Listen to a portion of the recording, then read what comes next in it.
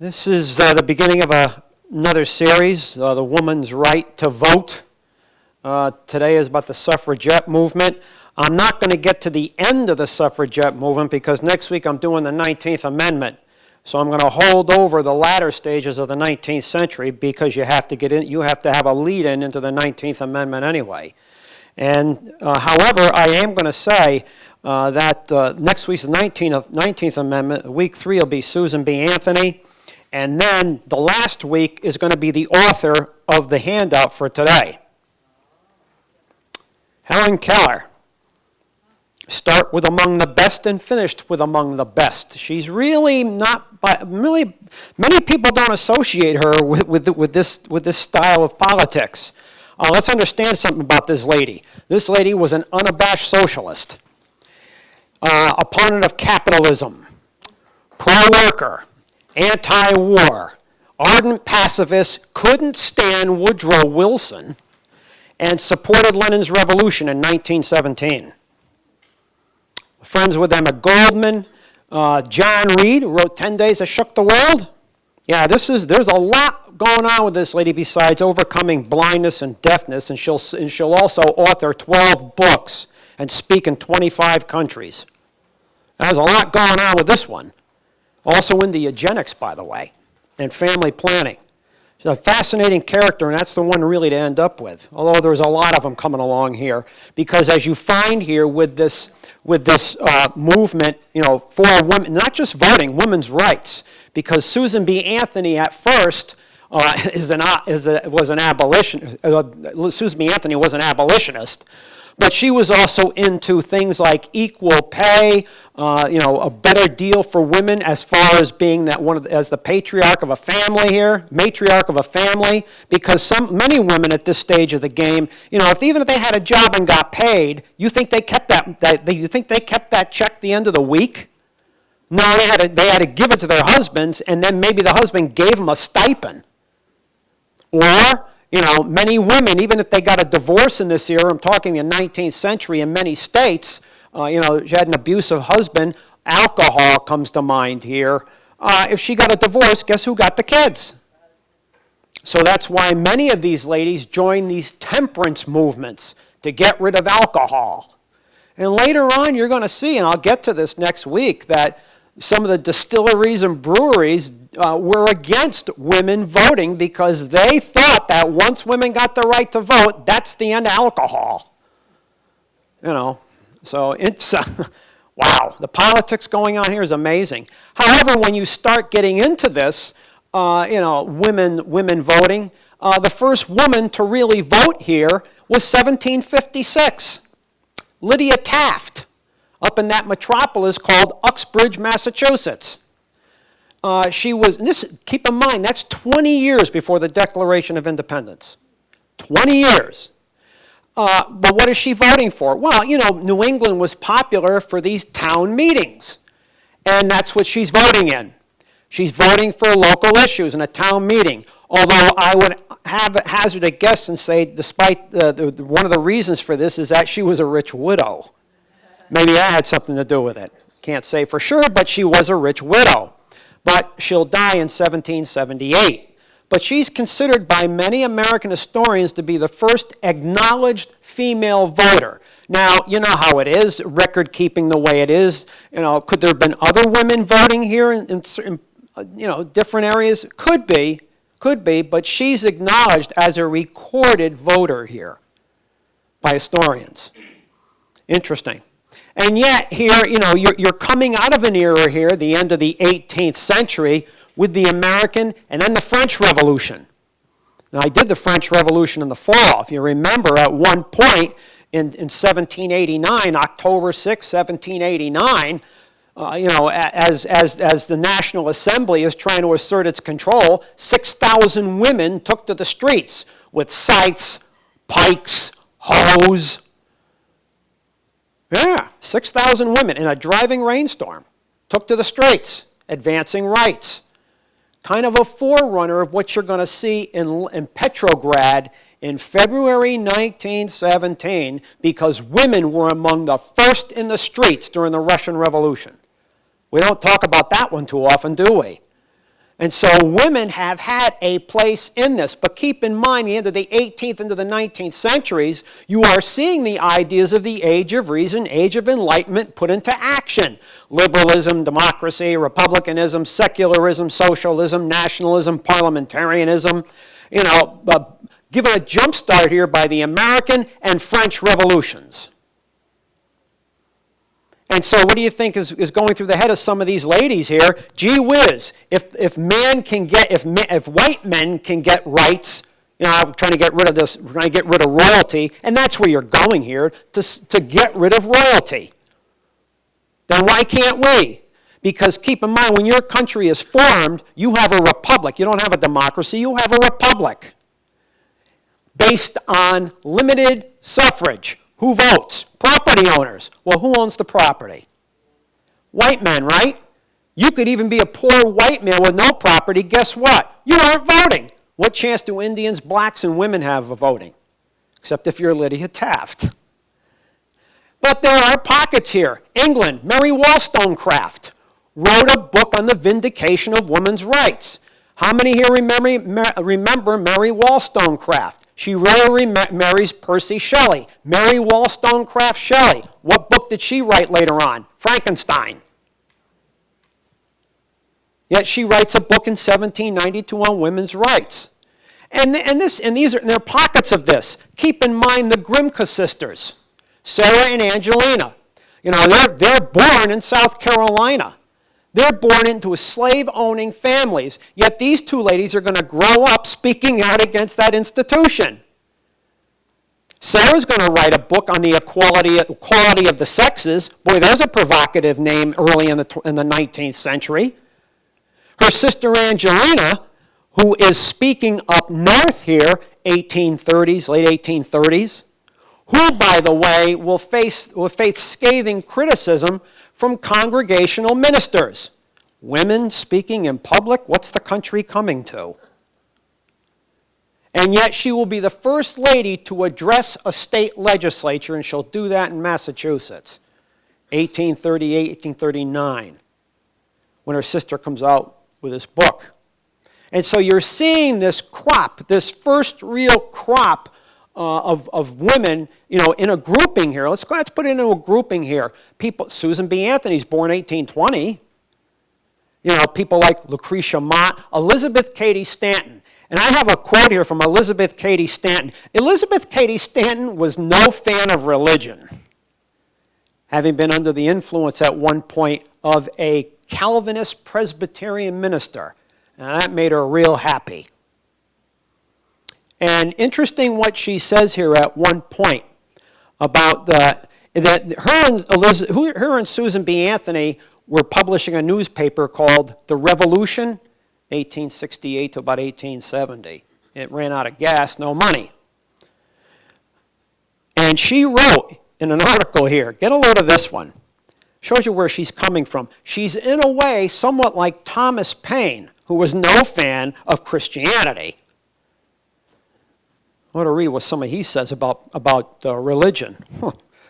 American women of wealth, education, virtue, and refinement, if you do not wish the lower orders of Chinese, African, Germans, and Irish with their low ideas of womanhood to make laws for you and your daughters, demand that women too shall be represented in government. Get a load of that one. Get a load of that one. In another article, she made a similar statement while personifying those four ethnic groups as Patrick and Sambo and Hans and Young Tongue. That's Elizabeth Cady Stanton. Talk about, hey, the Russians have a saying, when you swing the axe and the blade strikes the tree, chips fly. That's Elizabeth Cady Stanton. Now, Susan B. Anthony wouldn't have come out with something like that, but that's, Elizabeth Cady Stanton, as opposed to Anthony, was probably the closest thing to a window breaker or bomb thrower at the time. Interesting here where this is going to go. 1840s, you're beginning to see, people like Anthony, Lucretia Mott, Lucy Stone is eventually going to pop up here. Lucy Stone is really the first real orator of the women's movement, considered that. Although Stanton's going to come on here. Stanton at one point, that's how she's going to make a living, speaking. She's going to make her living speaking. Now, she's interesting from the perspective that unlike Elizabeth Cady Stanton, Stanton is more the intellectual and the writer of the pair. Susan B. Anthony is more the orator and the organizer. She has an advantage over Elizabeth Cady Stanton. When they want to rent a hall, get a hall for a meeting, Stanton can't do that. Her husband has to sign for it. Not the case with Susan B. Anthony. She's not married. There's an advantage there. She can do it. She can do it. But interesting here, you have a party known as the Liberty Party. And they also have an organization called the Liberty League. And early on, they are part or a supporter here of the American Anti-Slave Slave Association, which came out really in the late 1830s. And interesting, only really 1% of the people in the North, very low number, are really part of that or support that abolitionist movement. And up to this point, women who are champions of women's rights, they can't get in the news. You need to have some sort of platform of popularity. Here, you don't have internet, so what do you have? Printed media, right? Newspapers, magazines, almanacs, which were popular. But women aren't getting into these avenues of medium here. They're not. So what are they going to have to do? They are going to join the abolitionist movement, because the abolitionist movement has newspapers that support it. Now, interesting here from the perspective of the abolitionists, people like Wendell Phillips, William Lloyd Garrison, people like this, they supposedly are among those radicals in the abolitionist movement that support the woman's agenda. And you're going to find as we go along here, so far. So far. And so if you don't have enough members in this movement, this abolitionist movement, keep in mind 1820s, 1830s, 1840s, the two sides here, the North and the South, are becoming more solidified. More solidified. And after people like Henry Clay and John C. Calhoun die, now you can say anything you want about them, they were ardent Southerners. They, on the other hand, didn't want to see the country fractured. They believed in defending Southerners, but they didn't want to see the country fractured. Of course, after they're gone, people like William Lowndes Yancey, the Robert Barnwell Rhett take their ideas and run with them. They're really radicals, anti-North. You're seeing the sides becoming more cemented in their outlooks. And that's going to help the abolitionist movement. But at this point, 1840s, we're not there yet. And so when you don't have enough members, what do you need to do? If you want to have more members in your organization, what are you going to need to do? If you're not getting enough men, what's the next stop? Women, right? Okay, we'll allow women in the American Anti-Slave Association. This is like 1838, 1839. Now, if you're going to allow women to be involved, how about staffing the committees? We got to let women do this? Men have to have meetings on this to allow women to take part in the committees. Well, if you're going to allow them into your agenda here and you want their help, shouldn't you let them become part of the committees? Why not? So that gets passed. Now you're going to have people, well, why don't we let them talk? Women talk in these meetings? There was a woman named Frances Wright. She was a Scottish woman here, late 1820s, giving talks. She got vilified for that. Many men aren't willing to listen to a woman talk in public. God forbid. They hear enough at home. I remember when my grandmother died. I don't know how many are familiar with Christ Church over in East Norwalk, and had the reception there. And the janitor asked my cousin and I, because my father and my Uncle Bob were my grandmother's sons, and so he asked if we would help him set up the tables and chairs, for the reception after the funeral. And we said, yeah. And he says, you don't mind if I give the orders, do you? Before I could say anything, my cousin says, orders? We know how to follow orders. We're married. However, here, it's not that case. It's not that case. And so here you see women now are not only going to be part of the committees, now they're going to even be speaking. But their message is now getting into the abolitionist newspapers. And don't think that wasn't big. It was. It was. Now they're getting the platform. Yes? She was a family of 7 kids. And her father was an ardent abolitionist, and they were Quakers. Well, her father was a Quaker, her mother was a Methodist. That's the point. Well, Lucretia Mott was a Quaker minister. You had that. The problem here for some of these Quakers, these ladies who were involved here, getting involved in secular politics as a Quaker, yeah, that's a problem.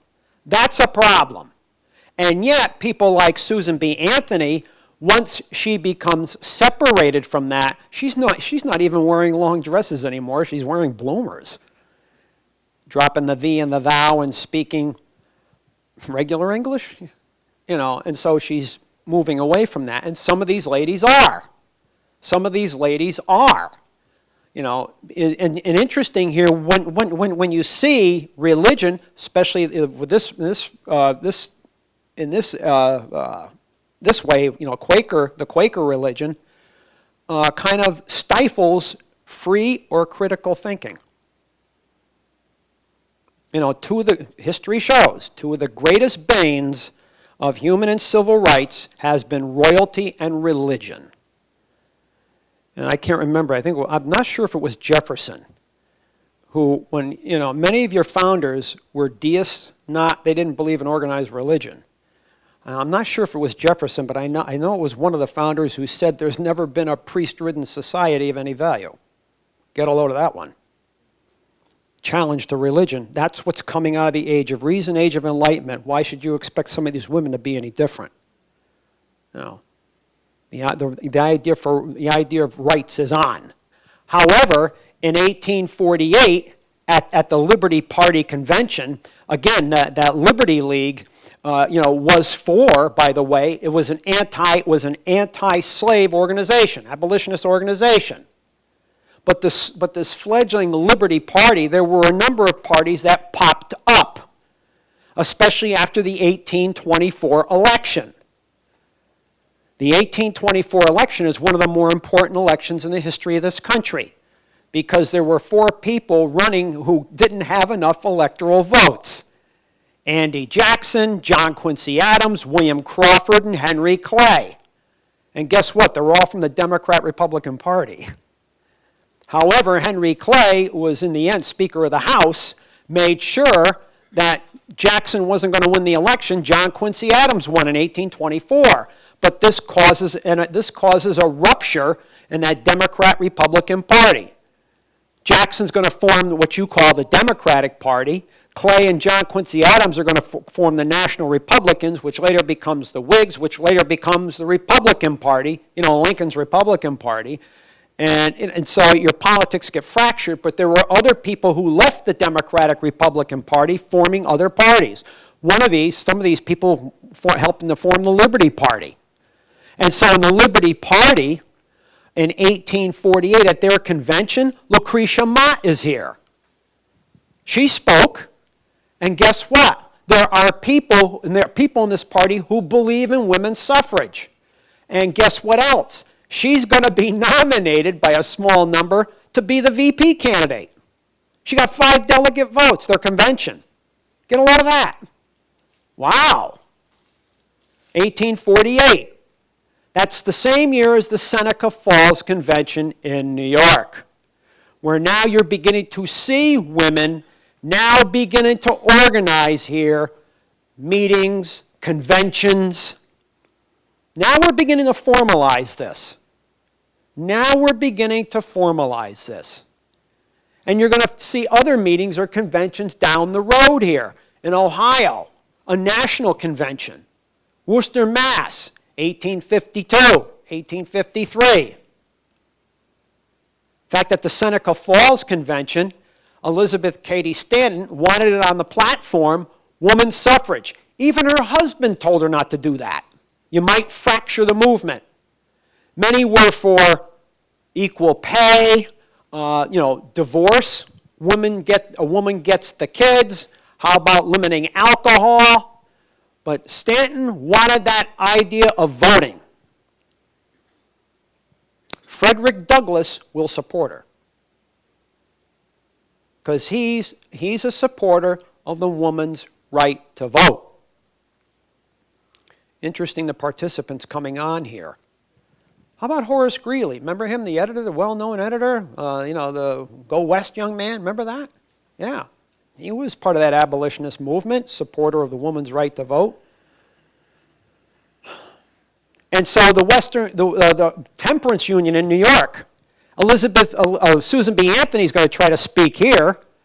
There are many women who attended this convention to eliminate, marginalize or eliminate alcohol, because they knew alcohol, an alcohol-fueled husband was not the best friend of his wife.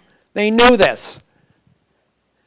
However, it got to the point, women speaking at this convention, took the men 3 days to debate this. And by this point, Susan B. Anthony is on the speaking circuit. This is a lady who was giving 75 talks a year in the days of the horse and buggy. Somebody just said, wow, yeah. Imagine pushing that horse and buggy through a blizzard to get to the next stop to give a talk. That's chutzpah. That's chutzpah. She's also a teacher. Interesting, she'll attend the teachers' convention, I think it's 1858 in the state of New York. And she wants to talk here. Here we have to have another debate again among the men. Women talk? At the temperance convention, when they wouldn't allow her to talk, many of these women just got up and walked out. They'll have their own temperance convention. They'll have their own temperance convention. But as a teacher, it's interesting, women talk here, and Susan B. Anthony will say something along the lines, if we're good enough, as she was a teacher, she was also a teacher. If we're good enough to wipe your behinds and teach you when you're in school so you can become a stockbroker, a businessman, whatever the case may be, then how come we can't speak at this convention? How come we can't speak at this convention? Yet, interestingly enough here, when the Civil War starts, things begin to change. Now, there are those, because you're going to see an organization get put together here. It's called the Women's National Loyalty League. This is an ardent abolitionist style of organization, but women. And eventual membership will be 5,000. That's a lot. And of course, Susan B. Anthony wanted the agenda of the suffrage, the suffrage agenda attached to this. That really won't happen here. It will be ardently abolitionist. However, her and Stanton learned something here. Keep in mind what you're seeing here, the Emancipation Proclamation. I mean, Lincoln in the beginning was not going to get rid of slavery. It becomes politically expedient. It becomes politically expedient. However, some of these women are going to help this thing along. They organize a petition movement up here in the north. 2,000 women out of this group are going to carry this petition through the northern states. You know how many signatures they get? 400,000. It is the most successful petition in the history of the United States up to 1863. And it dawns here on Susan B. Anthony and people like Susan B. Anthony and Elizabeth Cady Stanton, men have the right to vote, but women, we can push petitions and get signatures. That's big. Yes? Well, that Women's Loyal National League, oh yeah, there were people in this like Stanton and Anthony. Lucy Stone, people like this. I mean, your big gun, some of your big guns here, as far as the women's movement, are in this movement because now they're becoming politically solidified here. They have black members. They probably did. I'll say they probably did. Free blacks. However, at this point, somebody else who's going to latch onto this movement really is not a part of the movement yet, is too busy rescuing slaves and leading the Union Army behind Confederate lines, and that's Harriet Tubman. Another remarkable lady who goes from being a runaway slave to an abolitionist to a behind-the-lines guerrilla leader for Union soldiers behind Confederate lines, and then joins the Suffragette movement after the war. It's quite a resume. That's quite a resume. But it dawns on some of these ladies, you know, this idea, this Women's Loyal, get the name, Women's Loyal National League. 5,000 ladies, that's quite a bit in this organization. And to get a petition with 400,000 signatures. However, you know, when the war is over, what need is there of an abolitionist movement? War's over, right? Plantation system, that concentration camp system down south is destroyed. You know, the southern aristocracies or the plantation owners, now they've lost political power. They're lost. A bunch of farmers trying to fight an industrialized war. You got to be kidding. They don't see where history is going here. And so, interesting what this is going to do to the suffrage movement. The American Equal Rights Association. This is a group, most of them ladies, who believe, note the term, equal rights. American Equal Rights Association. It doesn't say women. American Equal Rights Association. Many are feeling their oats here with regards to a universal amendment being applied to the Constitution for universal opportunity to vote. And as Susan B. Anthony is giving talks out in the middle of the country, you know, she gets a letter from Elizabeth Cady Stanton, you better come home, I need you right away. There is a movement afoot to apply an amendment to the Constitution for the black man to vote. And one concern is here, perhaps that terminology will be male suffrage. Get a load of the term, male suffrage. And Stanton's concern here is that if that terminology gets into a proposed amendment, we won't be able to vote, women that is, for another 100 years.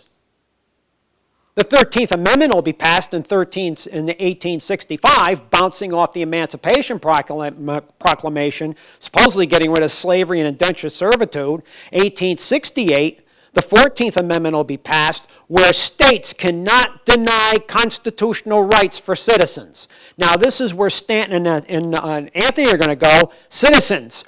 Aren't women citizens? Aren't they citizens? They're born here. Aren't they citizens? One would think. Okay, so why can't we have a universal amendment? Now it gets us into party politics. And the party in particular here is the Republican Party. Keep in mind, the abolitionists had formed an alliance here, a loose alliance here with the Republicans. You know, understand the Republican agenda here. They're going to try to impeach Andrew Johnson.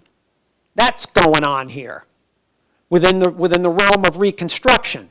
You know, Johnson was a Southerner, Tennessee to be exact. And interesting, even though he's Lincoln's vice, you don't see this anymore. Lincoln, the president's a Republican, Andrew Johnson's a Democrat. You don't see that anymore. And don't think you are either, are you? And so he's dragging his feet with Reconstruction. And the Southerners are able to put into office, because he's dragging his feet, you know, they're trying to elect officials to represent the Southern states in Washington now that they're back in the Union here. Some of them are ex-Confederate officers. Some of these people were in the ex-Confederate state governments and in the Confederate government. And so what do Republicans see here? If we can get the black man the right to vote, we can get at least 2 million black men voting. And which party do you think the Republicans want them to join? The Republican Party. Will that allow them to defeat the Democrats? Yes, understand your politics at this point. At this point, it is the Democrats who are really considered conservative and Republicans who are considered, if you want to use the term, liberal. And they're the ones, you know, the Republicans in the House are the ones that are going to write the articles of impeachment for Johnson. And there are going to be some now in the abolitionist movement urging the women here, urging the women, you know, support us in getting the black man done, you know, his right to vote, then we'll support the women afterwards. Now, the National Women's Suffrage Association is going to be split over this. You know, the American Equal Rights Association is going to be split because Stanton and Anthony are against this. No, a universal amendment. Lucy Stone, Julia Howe, women like this do go along with what's pitched to them, like people like Wendell Phillips, William Lloyd Garrison, that yes, we will support you, but let's get the black man done first. In fact, the American Equal Rights Association, Wendell Phillips, who was a supporter of the women's suffrage movement, makes sure that their American Equal Rights Association does not get the money from the abolitionist movement anymore. Now, what do you think's happening? You got to have the money to perpetuate a movement here. Without that money, guess what? Now it's fracturing the women's movement. Stone and Anthony won't be moved. We want a universal amendment. I mean, Anthony and Stanton. Stone and Howe? No, we're going along with the Republicans here and the abolitionists. And what do you think happens in 1870? The 15th Amendment, right? Color will not be a determinant for voting. The terminology male suffrage isn't in that amendment. Read it. But color cannot be a determinant for voting. What happened to gender here? What happened to that word? It doesn't exist. Doesn't exist. And so now you're eventually going to see here the fracturing of the woman's agenda. The National Women's Suffrage Association, led by Anthony and Stanton, and the American Women's Suffrage Association, led by people like Lucy Stone and Julia Howe. Now, the American Women's Suffrage Association sees pushing the women's rights agenda through the states. The NWSA sees it more on a national level. And plus, they're more interested, too, in equal pay for equal work. How about getting more states involved in trying to make sure that if a woman gets a divorce, she gets the kids instead of the alcoholic husband. But this idea, this getting the black man's right to vote fractures this movement. And these two organizations will be split for almost 25 years. 25 years. The New England Women's Suffrage Association is another one of these organizations that popped up. However, now you are beginning to see something develop here. You know, because of what we call the Civil War, which to me really is the revolt of the planters. You know, the Confederacy was a right-wing revolution. That's what this was. It was a revolution from the right. The idea was, you know, real revolutions, you know, this Elizabeth Cady Stanton said, the most important revolution of the modern era is the woman's revolution. It's not just a political revolution, it's social, because it's economic, it's gender spawned. She might be right. Go back to what I mentioned earlier, Lydia Taft, the first woman to vote in this country in 1756. Are women on the whole here still are first-class citizens? Go to the Commerce Department. you'll find even now women get paid 70% of what men get paid for doing the same job. Although, interesting here, who's Speaker of the House? How many times has she been Speaker of the House? Anyone else done that yet? Interesting. Interesting. Of course, I was talking to, I think my wife's aunt, and they threw us a bone.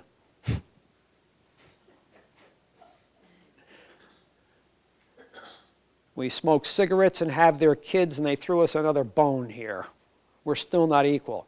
Although, as you get on with this, Margaret Sanger is going to be one who says, and Helen Keller will pick up on this, and you're going to hear this again, that until women control their own bodies, they will never be the political equal of men. That's a tall statement to make. That's a tall statement to make. Yet at the same time here, as you get into the 1870s, and I'm not going to dwell on it, in 1872, Susan B. Anthony was among a number of women who tried voting in Rochester, New York. Not only put her in jail, they put her on trial. She'll beat that trial.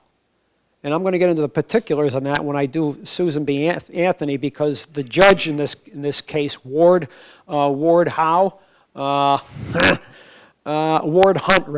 winds up with egg on his face. That alone's worth a little talk. It's fascinating what goes on in that courtroom. But states like in 1869, Wyoming, 1870, Utah, accord women suffrage. Of course, this is in the state levels here. Of course, part of this is, and later Colorado is going to follow.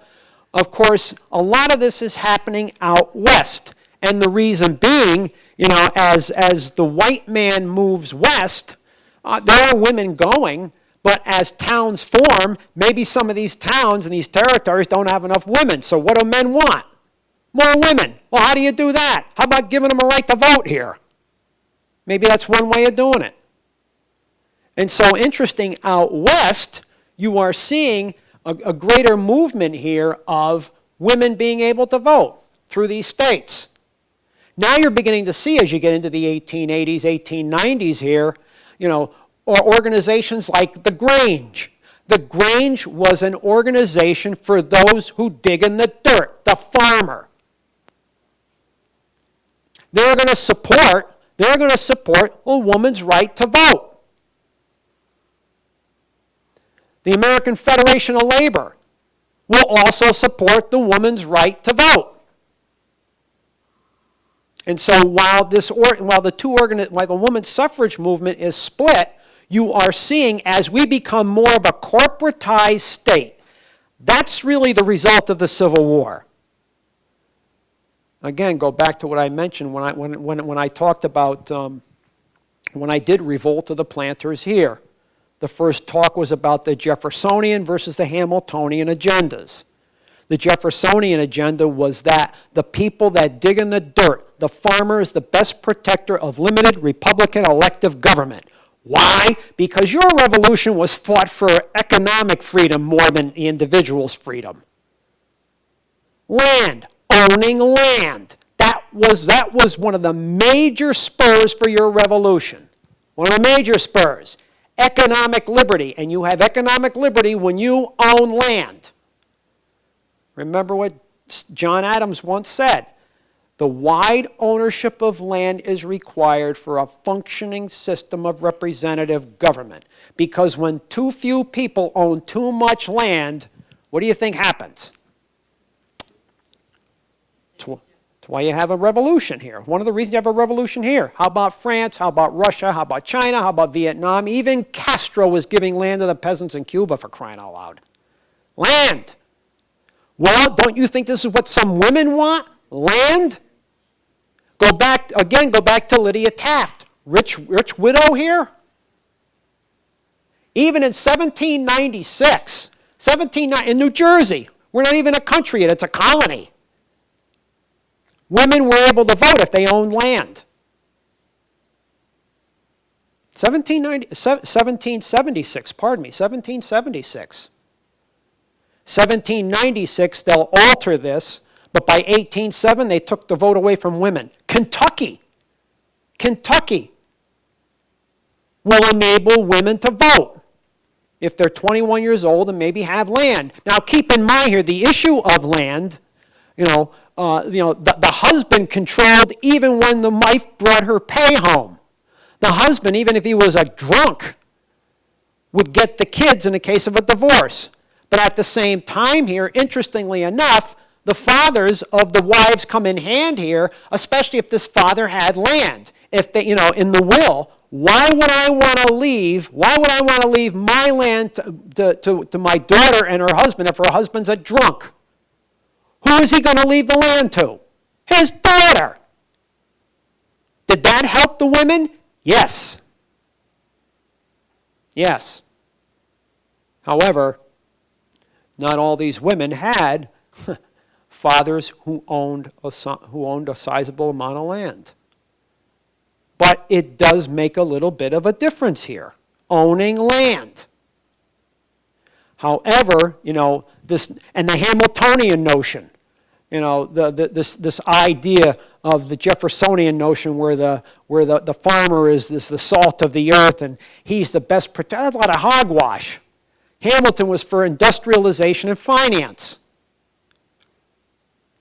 And that's going to be the North is the Jeffersonian notion.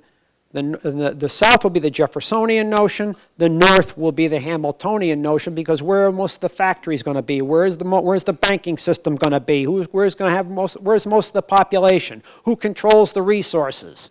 Who's going to win an industrialized war by 1865? The North is. Is that going to change the women's movement? Yeah, it will, because now we are going to be an industrialized state, not an agrarian state. That was decided in 1865. It took a war to do it. And everybody talks about slavery. It's important, I'll give you that. But the Jeffersonian versus the Hamiltonian notion, that's the crux of it. That's the crux of it. And so you're going to see this later on with movements like the National Women's Party. Ann Paul, I'm going to get into her later on. So this is going to change the women's suffrage movement. But right now, at this point, 1870s, 1880s, coming up to 1890, the black man has the right to vote. The women do not. And this is basically what they're all fighting for, but they decided between Stone and Howe and then again Stanton and Anthony, they're taking different routes to get to the same place. And it won't be until 1920 until they get the right to vote. Of course, we're not there yet, but we are going to get there. Yes? Well, the Indian? Indian's not going to be able to vote. The Indian, the black man can vote, the Indian can't. Well, the red man, yeah, but the red man is whose land they're trying to take. That's part of manifest destiny here. They're not going to vote. They're not going to. At this stage, at least the black man. The black man is interesting from the perspective here that he's acclimating himself. Black men and women are acclimating themselves to their situation. And so you don't see as many anymore handing on African names. They're gravitating to names like Washington, Jefferson, Madison, Monroe, things like this. They're acclimating themselves to their new home, if you want to use that term. And then they're even adopting the white man's religions. Baptists, Methodists. And so, however, interestingly enough, in a small way, you're seeing how that experience is affecting white society. The blues, jazz, over the long term here. The Indian, that's his land, we're taking it. That's his land, we're taking it. But, however here, but having stuck with the black man, that stymies to a certain extent the woman's agenda. And so black women can't vote. Black men can. Of course, Jim Crow laws are coming, the Ku Klux Klan is coming. But black men still, according to the Constitution, have a right to vote after 1870. So, but the Indian? Huh. No. Subhuman. Yes. Well, yeah, you're going to have poll taxes. Gee, let's set up a place for them to vote but 40 miles down the road. Yeah, well, what goes around comes around. What goes around comes around. But interestingly enough, when you go back to this era, the Republicans are more concerned with getting 2 million black men to vote than bringing women on board. When if they brought women on board, how many Republican voters might they have had? Besides 2 million black men. How about black women besides white women? Maybe the Democrats wouldn't have had a chance here. But, it's a male-dominated world. And, maybe it was at this point, let's still keep women under wraps here. Why do we want to give away the store? So women are still going to take a lot of lumps and a lot of bumps on this road to 1920. Well, when we come back next week, I'm going to go into that 19th Amendment. And also at that point in 1878, there was an attempt, and I'll go into this more next week, there was an attempt in the Senate to put forth legislation in 1878 to get women the right to vote. And that legislation will die on the floor. However, it'll be put back on the shelf, and in 1919 they'll dust it off, and that's really going to be the legislation 42 years later that will be used to pass the 19th Amendment. What I find interestingly enough, too, is even though they passed the amendment for the woman's right to vote, what else comes out of the First World War? The Volstead Act? Remember, it was illegal to manufacture alcohol. Now women get that one. Remember that? Yeah. Of course, that's going to lead to Capone, Bugs Moran, Johnny Torrio, so on and so forth. You know where that's going. The illegal booze. Yes? Part of that is, too, when you, bouncing off what you're saying here, we're late to the game of getting rid of slavery. The British had already outlawed it, which is why, when you get into the 1830s, 40s, 50s, as some of these escaped slaves are going up through the Underground Railroad north, some go to Canada. Why would they go to Canada for? Because there's no slavery there. But then again, Americans are late to the game there. Although, even Tsarist Russia abolished feudalism by 1861. Another one late to the game, since feudalism was already gone in Europe. However, having said that, yeah, there is something uniquely American about this, because part of that is, and let's call it what it is, maybe that Protestant agenda of a male-dominated society. Some of this is religious, whether you like it or not. Some of this is religious. Go back even to, in fact, fast forward. There was a book written in this country in 1916 by a Madison Grant extolling the virtues here of the Nordic strain. It's called Passing of the Great Race. And in 1922 and 1924, you're going to see legislation passed in this country, the Johnson Act, limiting, mind you, people from the Iberian Peninsula, Portuguese and Spanish, Italians. Remember, Italians have been coming over here. Limiting Italians. How about people from Eastern and Central Europe? We don't mind Norwegians, Swedes, Danes, Germans, French, Brits coming here, but God forbid that people from Southern Europe come here, or even the Iberian Peninsula. They're going to bring Catholicism, they're going to bring Marxism, and they're going to bring socialism. God forbid. And so between 1924 and 1925, believe it or not, I think it was just over 2,200,000 Italians in 20 years come here after that influx prior to 1922, 1924. You got that going on. Why is that? Because these Protestant white men don't want interference here. They're extolling the virtue of white primacy, and not only that, go back to what Madison Grant wrote, extolling the virtues of the Nordic strain. Anglo-Saxon strain. In fact, you see this in 1885, even in the middle of the Suffragette movement here, trying to come out of the Civil War, 1885, Josiah Strong. And I've got the Grant book. I've also got the Josiah, in fact, I got a first edition of this written in 1885 called Our Country. Here's a Protestant cleric extolling the virtues of bringing our advanced civilization to the Mexicans, to the Central and South Americans, then cross the South Atlantic and bringing it to the people in Africa. Who the heck gave him a right to say that? I mean, you can say anything you want. You know, this is the mentality on some of these men. That's the mentality here. As you become more of an industrial power, you are going to be seeing here this country, by 1898, cutting its colonial roots. And now with the Spanish-American War, we are going to join that club that club of powers we threw out of here, the imperialist colonial powers. That's what we're doing. You think women are up to this? You know, some of these women aren't going to be in favor of this, which is why when you get into this, some of these distilleries and some of these breweries are not going to want women to get the right to vote because they feel there'll be legislation passed eventually limiting booze. Also textile factories. Some of them don't, the textile owners, they don't want women to get the right to vote because they think women being the real center of a family and raising children, they'll get rid of child labor. Why would you want to give women the right to vote for? If you're looking at it from their perspective.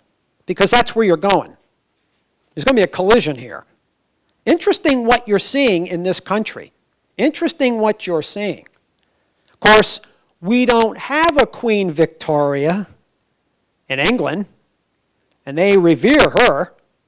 We don't have that. I'm not saying we should have a queen either. But I'm just saying, going back to a place like England, where Queen Victoria is a constitutional monarch, she's not an absolute. And that's a little bit of a difference here. And don't you have a Queen Elizabeth now? And how long has she been queen, right? And so there is this female strain in leadership here. How about Golda Meir later on? We've never had that here. We've never had that here. And so going back to what I mentioned previously, contact the Commerce Department. You're going to find women get paid 70% of what men get paid, even today, for doing the same work. And so has that been an impediment for the women's movement all these years? Male dominance? Of course it has. Of course it has. You know, and then you have to give credence to this notion here of these religions, of societies that want to marginalize women. You know, look at it this way. Why would you want to do that for? Why would you want to have women as second-class citizens? You're cutting your brain power in half to solve problems. Look at it that way. I mean, are women stupid? I don't think so. I don't think so. And now you're getting into that point where I left off here, 1880s, 1890s here, that now you're seeing as people like Stanton and Anthony, they're getting older here, Harriet Tubman, people like this, you are now beginning to see that second crop coming up who are going to take that ball and run with it. Eleanor Roosevelt, anyone? Margaret Sanger, Helen Keller. How about by 1898, Amelia Earhart getting involved in something that's considered a man's province, aviation? That's not true either. You know, there were a number of women flyers. Of course, Amelia Earhart is the poster child expression of it. And so you're seeing women really trying to get into different avenues, different persuasions, different jobs, and so politics here to push the woman's agenda. And that second crop I mentioned is taking up the slack and advancing the woman's agenda. And you're seeing, it's fascinating to see, it truly is. And I think we marginalize it. Yes? Well, Elizabeth Cady Stanton wanted to run for Congress. How's that going to work? She was going to run. Well, you know, take a look at what I said earlier about Lucretia Mott being nominated to the Liberty League Lemony League party here getting 5 delegate votes to run for VP here? Or Angelina Grimke in 1838-39 speaking to a bunch of state legislators in Massachusetts. And yet, it's over 100 years later that finally a woman is able to speak to a party convention. And that's Eleanor Roosevelt to the Democratic Party convention in 1940.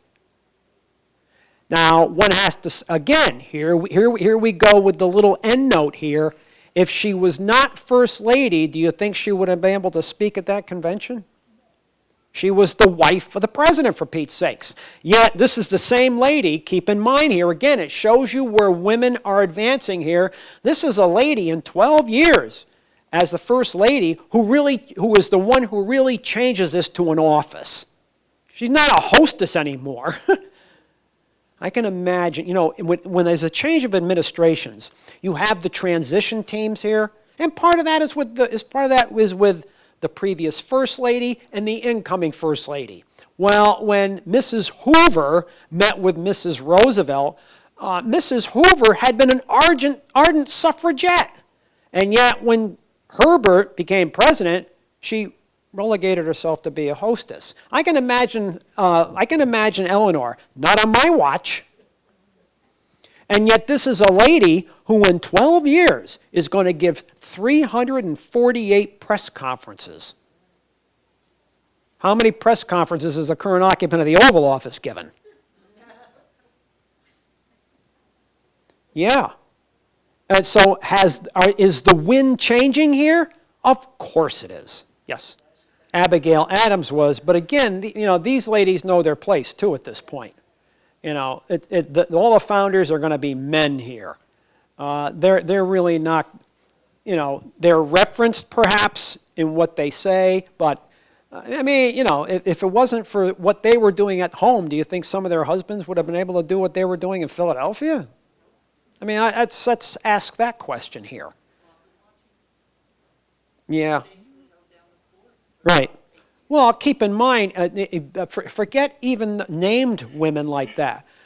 Men who joined the Continental Army, they left the farm. Who's tending the farm? The wife and the kids.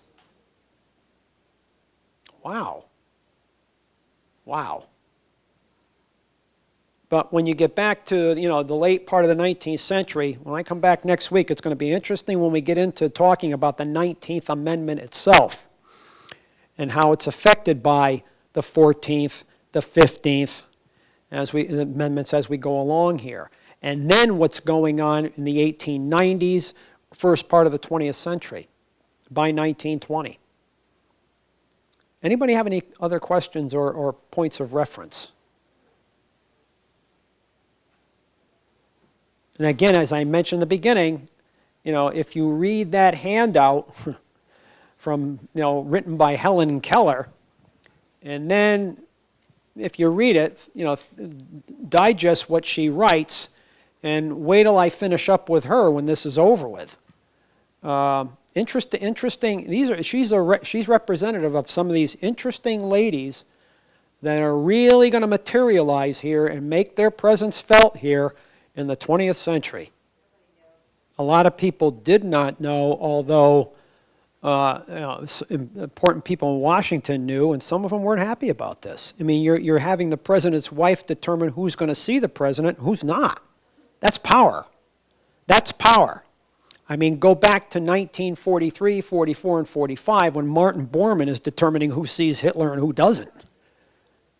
Yeah. Wow. That's power when you can do that. So who really runs the country? That's a question you have to ask here. Who really runs the country? Yet, the President Wilson was in extremis here. I mean, he's in declining health. So somebody, I guess, has to step up to the plate here. I mean, people can say the same thing about Alexander. Remember when Haig did that? Yeah. Remember that, huh? Yeah. Well, somebody had to say something. and he gets vilified for this. Somebody had to say, the vice president wasn't in town, so somebody has to show any potential adversary somebody's here in control. But then again, when the vice president comes back, what did he do? Stepped aside. You know, so it wasn't a military coup. But, you know, yeah. So did Edith wield some power here? You could say she did. She's going to determine who sees Woodrow and who doesn't. Again, that's power. And there, you know, there's some historians will say, well, she's technically the first woman president this country ever had. Yeah, not that she's really making policy here, but I understand what they're trying to say. Yeah, and Nancy was a fairly strong-willed individual. Yeah, it's interesting here, some of these women behind the scenes here. But of course, one of the most interesting is Eleanor Roosevelt. She was one of those instrumental in moving that black agenda from the Republicans to the Democrats. Even to the point of lobbying her, bringing the NAACP in to lobby her husband in the Oval Office. And one incident in particular, in 1934, when I think it was the Castigan-Johnson bill came up, which would have made it a federal crime to lynch blacks, because that was going on. And Eleanor was a fan of that bill, and she's bringing in leading blacks here to the Oval Office to lobby her husband. In the end, he will not sign the bill because he wants the Southern Democratic vote for 1936. Now, I can imagine a Sunday afternoon dinner with her and her husband discussing this. And she was also a fan of bringing escaped Jewish people into this country, and her husband won't do that. Listening to his advisors, well, the Nazis will slip in saboteurs and spies. Or go back to Executive Order 9066 when the roundup of the Japanese Americans begins, and she says, what are you rounding up American citizens for? No, he'll listen to his advisors, because it's not the Germans or Italians that bombed Pearl Harbor. It's the Japanese who did. And so, again, she was a powerful individual, a very, very, that lady had a spine of steel. Right. Well, even after Franklin died, 1945, Truman's going to nominate or appoint Eleanor Roosevelt to the UN, and she'll be a co-author of the Universal Declaration of Human Rights. And that organization was tailor-made for that lady. But then again, by 1947-48, there are members of the New York State Democrat. And again, it shows you how far women maybe have advanced here. When party members, when party members are saying about a woman here like Eleanor, well, maybe we ought to nominate her for a House seat to represent us in Washington. No, maybe we ought to have her run for a Senate seat to represent us in Washington. Or how about we nominate her to be a VP candidate? And then she's going to say, I'm not a politician. You don't have to be an office holder to be a politician, but it shows you perhaps the regard for her, but then again, how far maybe women have come here in response to what you were asking before, how far women have come. But then again, what has happened since? Who's occupied the Oval Office every time? It's a man. It's a man. VP too. Well, yeah, but remember just a few years ago when you had Geraldine Ferraro, right? Yeah. But yeah, it's still a woman running, although that's not what McCain really wanted. He wanted Joe Lieberman. That's who he wanted, and the Republican National Committee were not going to let a Democrat, and especially let's understand something else, he's Jewish. Right, exactly. So we haven't overcome that one either. That's another talk. Well, the other side of the coin here is, again, we didn't have royalty here. They threw George III out of here, but he's not here. He's in England. And so you see, when you look at royalty, look at how Queen Victoria became queen, it's because there weren't any other heirs here. And she's George III's granddaughter. She's George III's granddaughter. So you see throughout Europe occasionally a woman taking the throne for many reasons. We didn't have that here. Just like when you get back to how capitalism really took root here, we avoided feudalism here. We never had that here. We avoided that. We avoided that state. Not so in France, when you have the revolution there. That revolution is violent compared to ours because of that pent-up frustration. Part of that is on account of the peasant for having the land. After feudalism died, they have the land, but who's paying the land taxes? You think the nobility is? No, it's the peasant who's making next to nothing. And so there's this centuries of pent-up frustration. Let's get rid of the landed gentry now. And if they don't want to leave, well, history shows there's ways of managing that one, and they use them. We didn't have that here. But it's still male-dominated. It's still male-dominated. And so women are going to have to fight. I mean, literally fight. There's going to be a lot of lumps and bumps coming along the road here, especially in the 19th century, to get that right to vote. But, of course, we didn't have a thing like the French Revolution where you will have many women taking to the streets at certain times in this country's history, but are they taken to the streets with a scythe, a pitchfork, pikes? No. Because here again, some women in France, maybe we can get rights. Fat chance of that. But, so women, in fact, you're going to get to the 1890s here, and you're going to see people like Susan B. Anthony forging relationships with the suffragettes in England and France, and they're going to take this international. And that's going to be another way that American women are eventually going to get the right to vote. In unity, there's strength, right? Numbers.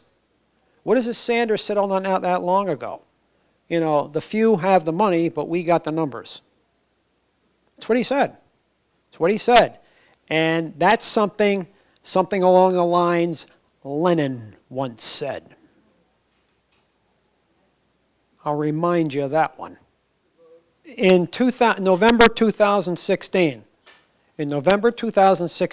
you had a total a pool of eligible voters of 231 and change million. 136,700,000 showed up. And so 53.3% of eligible voters showed up, 46.7% stayed home.